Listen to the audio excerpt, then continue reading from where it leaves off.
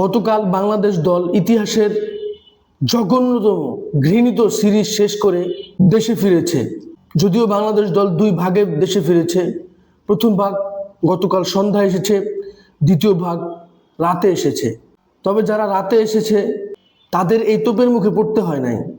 যারা সন্ধ্যায় এসেছে, যদিও ক্রিকেট ফ্যান্সরা টার্গেট করে এয়ারপোর্টে যায় নাই, তারা তাদের ব্যক্তিগত কাজে উপস্থিত ছিল। তবে যখন তারা শুনতে পেল যে আফগানিস্তান সিরিজ শেষ করে বাংলাদেশ ন্যাশনাল টিমের প্লেয়াররা দেশে ফিরছে, এটা শোনার পরে তাদের ভিতর যে ক্ষোভ, রাগ, যে হিংস্রতা, সেটা তাদের ভিতরে ফুটে উঠল।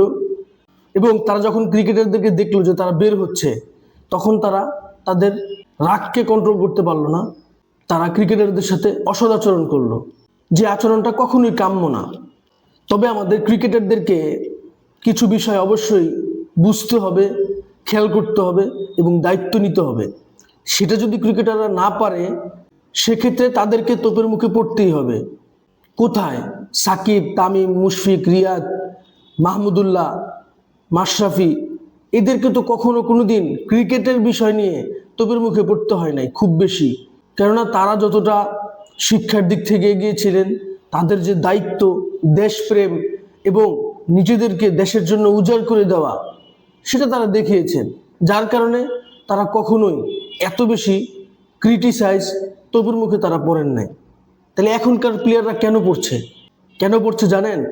নাজমুল হোসেন শান্ত 3টা ইনিংস খেলার পরে সব মিলিয়ে এসে 10 রান করতে পারে নাই। নাইম শেখ এত ডাকঢোল পিটিয়ে জাতীয় দলে আসলো, 24 বল খেলে 7 রান করে। পার্টিকুলারলি কিছু প্লেয়ারের নাম বললেই হবে না, পুরো দলের অ্যাপ্রোচের কথা চিন্তা করেন। আফগানিস্তানের সাথে লাস্ট 2টা ম্যাচে জঘন্যভাবে হেরেছে। 2 বছর আগে এরকম ছিল যে বাংলাদেশ 160-70 করতে গেলে বাংলাদেশের 7 উইকেট চলে যায়। এরপর বাংলাদেশ কোনোরকমভাবে 210-20 করতে পারে। এখন বাংলাদেশ 100 রানও করতে পারে না। এবং বাংলাদেশ যেটা করতে পারে না, এর কোনো হতাশা, কোনো চাপ তাদের চেহারায় বুঝে আসে না। এবং তারা নিজেদেরকে ঢেলে সাজানোর কোনো চিন্তা করে না। এই জন্য আজকে দর্শকরা তাদের প্রতি চড়াও হচ্ছে, তাদেরকে আর নিতে পারছে না। ক্রিকেটারদেরকে একটা কথা মনে রাখতে হবে, ক্রিকেটটা একটা আবেগের জায়গা, মানুষের ভালোবাসার জায়গা, মাতৃভূমির সম্মান, বিশ্বমঞ্চে বাংলাদেশের অবস্থানকে ফুটিয়ে তোলে। সুতরাং এইখানে গিয়ে আপনি আপনার প্রফেশন এগুলো শো করলে হবে না। আপনাকে দেশের জন্য লড়তে হবে, দর্শকদের জন্য লড়তে হবে। বাংলাদেশ লাল সবুজ পতাকাকে সামনে রেখে নিজের সর্বোচ্চটা দিতে হবে। তখন মানুষ আপনাদের জন্য গলা ফাটাবে, মানুষ আপনাদের জন্য 10 মাইল লম্বা সিরিয়াল ধরে দাঁড়িয়ে থাকবে। মানুষ আপনাদের জন্য রাত নাই দিন নাই এয়ারপোর্টে ফুল নিয়ে স্বাগত জানাবে। কিন্তু যখন আপনারা দেশের কথা চিন্তা করবেন না, দর্শকদের কথা চিন্তা করবেন না, নিজেদের যে দায়িত্ব সেটাকে ভুলে যাবেন, তখন আপনাদেরকে কিছু কথা অবশ্যই শুনতে হবে এবং মানতে হবে। রিয়েক্ট করা যাবে না, রিয়েক্টটা করতে হবে ব্যাটে বলে, যদি সেটা পারেন। আর যদি না পারেন, তাহলে চুপ থাকাই বেটার হবে। আমাদের সবারই একটা কথা মনে রাখা উচিত, সেটা ক্রিকেটার হতে পারে, দর্শকরা হতে পারে।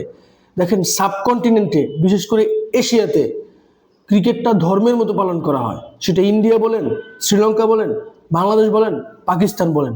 আমি ছোট করে কয়েকটা উদাহরণ দিই। 1996-তে ইডেন গার্ডেনে কলকাতায় ইন্ডিয়া যখন শ্রীলঙ্কার সাথে হাঁটতে চলেছে, ঠিক ওই সময় স্টেডিয়ামে দর্শকরা স্টেডিয়ামের চেয়ারগুলো ভাঙা শুরু করে, গোটা স্টেডিয়ামে আগুন ধরিয়ে দেয়। তারা এটা মানতে পারে নাই। সারা দেশব্যাপী অবরোধ, মিছিল হতে থাকে।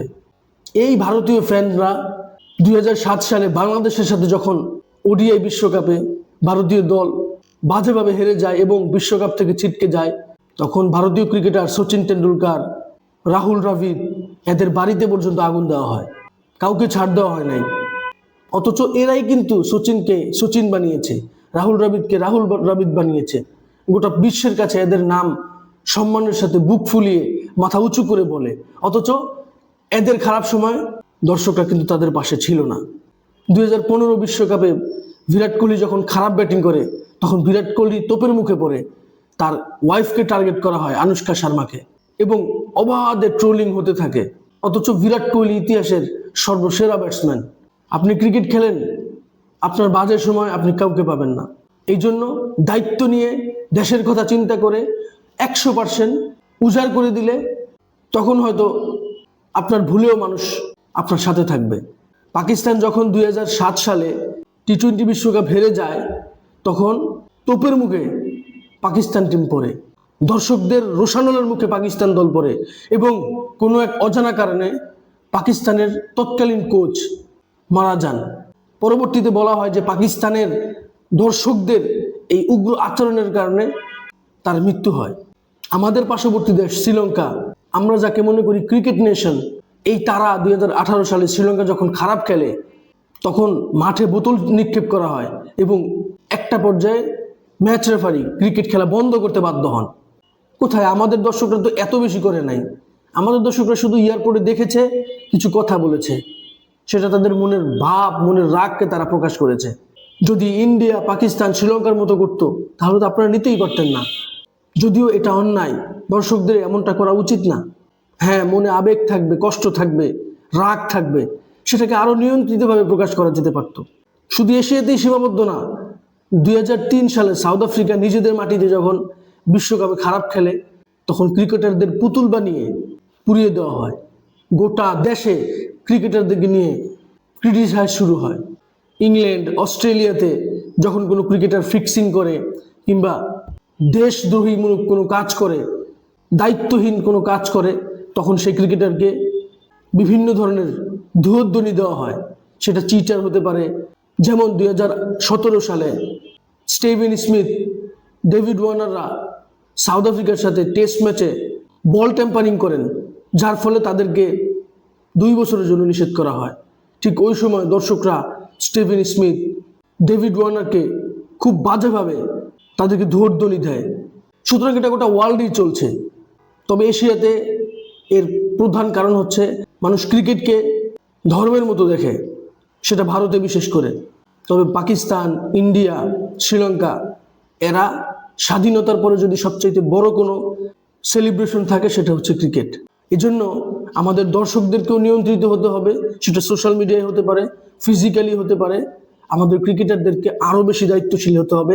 আমাদের পূর্ববর্তী সাকিব, তামিম, মুশফিক, রিয়াদ, মাহমুদুল্লাহ, এদের কাছ থেকে শিখতে হবে তারা কিভাবে মিডিয়ার সাথে দায়িত্বশীল আচরণ করেছেন, তারা কিভাবে নিজেদেরকে এক অনন্য উচ্চতায় নিয়ে গিয়েছেন। এটা আমাদের এই জেনারেশনের ক্রিকেটারদের বুঝতে হবে এবং সেই পথে হাঁটতে হবে এবং দেশের জন্য একাই লড়ে যেতে হবে।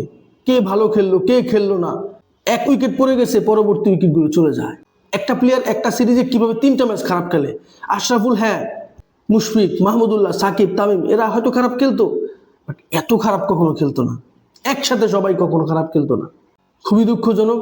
আমার মনে হয় আমাদের ক্রিকেটাররা আজকের এই শোককে তারা শুধরে নিয়ে পরবর্তীতে দেশের মানুষকে বড় বড় জয় অর্জন করে দিবে। তখন দর্শকরা এই ক্রিকেটারদের কাছে ক্ষমা চাবে এবং তাদের জন্য বাংলাদেশ বাংলাদেশ বলে চিৎকার ধ্বনি উঠাবে। এই ব্যাপারে আপনাদের কোনো মতামত থাকলে অবশ্যই আমার সাথে শেয়ার করবেন। ভিডিওটি ভালো লাগলে লাইক, কমেন্ট, শেয়ার, সাবস্ক্রাইব করবেন। ধন্যবাদ।